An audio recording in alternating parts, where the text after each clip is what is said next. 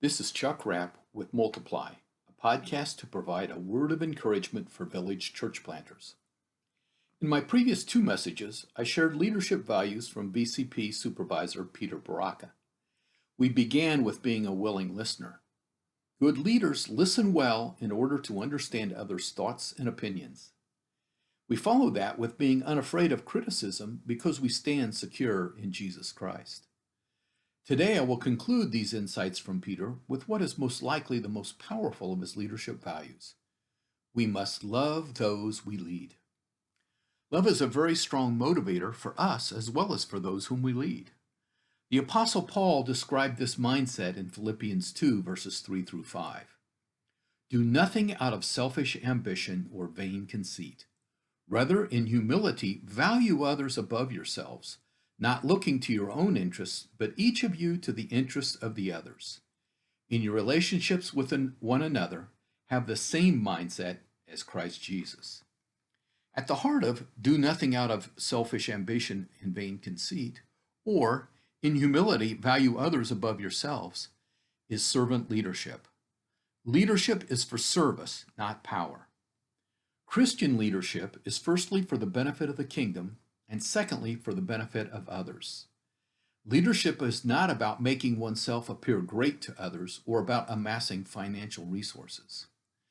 When Jesus taught his disciples in Matthew 20, verses 25 through 27, he called them together and said, You know that the rulers of the Gentiles lord it over them, and their high officials exercise authority over them.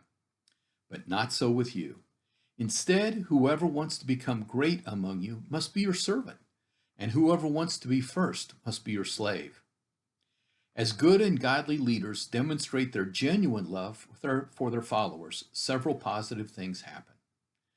Followers feel appreciated and motivated. Their commitment to the vision increases. Relationships and loyalty with one's followers develops and then becomes strengthened. Teamwork and hard work follow.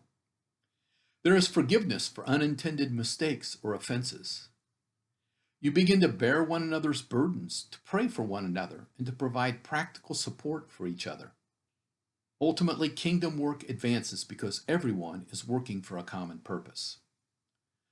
Love for those we lead is a mindset. It's a choice and a commitment that we must intentionally make. 1 Corinthians 13 is often called the love chapter of the Bible. Verses 4 and 5 read in part, Love is patient, love is kind. It does not envy. It does not boast. It is not proud. It does not dishonor others. It is not self-seeking. It is not easily angered. Let us love well those whom we lead. This has been a word of encouragement for village church planters.